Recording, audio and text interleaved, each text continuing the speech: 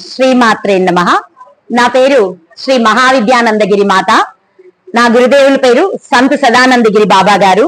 వారు రుద్రప్రయాగ హిమాలయాలకు చెందిన వారు. వారు గిరి సంప్రదాయ గురువులు. మా పరంపరలో మా అఖాడాలో నేను 18వ గురువుగా మా గురువు గారి చేత పరిపూర్ణ సన్యాస దీక్ష స్వీకరించడం జరిగింది. అయితే ఈ 2024 సంవత్సరం నవంబర్ లో ఒకసారి మా గురుగారితో కలిసి అండమాన్ రావడం, ఇక్కడ సత్సంగాల్లో పాల్గొనడం జరిగింది. నాకు చాలా బాగా నచ్చింది ఏంటంటే ఈ ప్రకృతి, ఈ ప్రజలు, ఒకరిని ఒకరు గౌరవించుకునే విధానం నన్ను బాగా ఆకర్షించింది. అన్నింటికంటే ఈ ప్రకృతి, అంతంత ఎత్తు పెరిగి ఉన్న చెట్లు, ఇది చాలా చాలా ఇష్టం నాకు.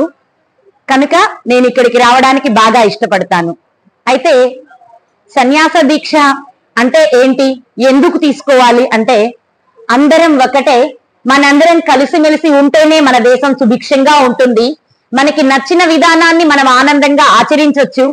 ఎవరి మార్గం ఏదైనప్పటికీ అందరం ఏకంగా కలిసి ఉంటేనే దేశం అభివృద్ధి చెందుతుంది, సుభిక్షంగా ఉంటుంది అని తెలియచేయడమే నా సన్యాస దీక్ష ప్రథమ ఉద్దేశం.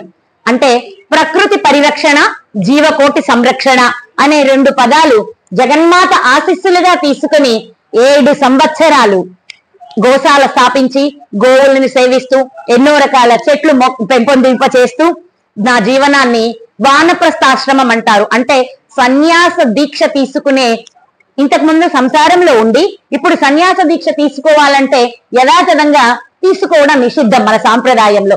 కొంతకాలం వానప్రస్థాశ్రమం చెయ్యాలి. అంటే అన్ని భోగభాగ్యాలను, ఆ బంధాలను అన్నింటినీ వదిలి జీవించగలిగితే గురువు వచ్చి ఈ దీక్ష మనకి ఇవ్వడం జరుగుతుంది.